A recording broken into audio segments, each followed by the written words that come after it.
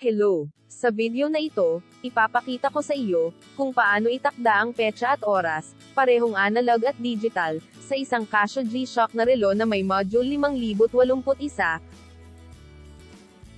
Ang unang hakbang ay pindutin ang pindutan C ilang beses hanggang sa makita mo ang araw ng linggo sa kanang screen.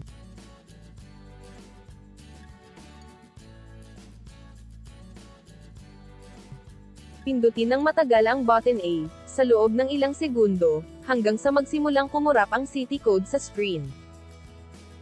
Gamitin ang dalawang pindutan sa kanang bahagi, upang mahanap ang iyong code ng lungsod. Kung hindi mo alam kung alin ang pipiliin, mangyaring mag-iwan ng komento sa ibaba, at gagabayan kita.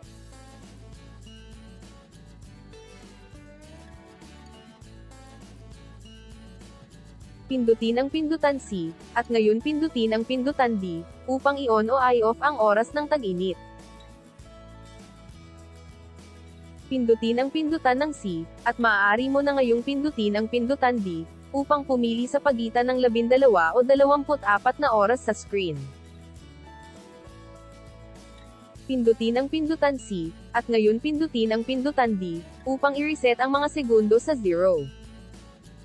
Pindutin ang button C, at ngayon ay gamitin ang dalawang button sa kanang bahagi upang piliin ang oras ng iyong lokal na oras.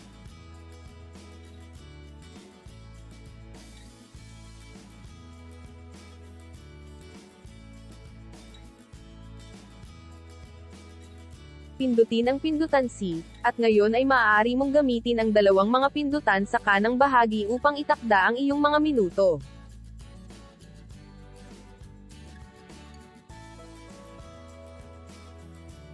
Pindutin ang pindutan C, at ngayon gamitin ang dalawang mga pindutan sa kanang bahagi upang itakda ang taon. Pindutin ang pindutan C, at ngayon ay maaari mong gamitin ang dalawang mga pindutan sa kanang bahagi upang itakda ang buwan. Pindutin ang pindutan C, at ngayon gamitin ang dalawang mga pindutan sa kanang bahagi upang itakda ang petsa. Pindutin ang pindutan C ng 2 beses, at pindutin ang isang beses sa pindutan A, upang lumabas sa mga setting. Ang mga analog na kamay ay iikot sa oras na itinakda sa digital display.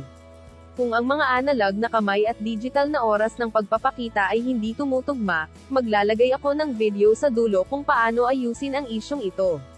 Salamat sa panonood at paki-subscribe sa channel ko.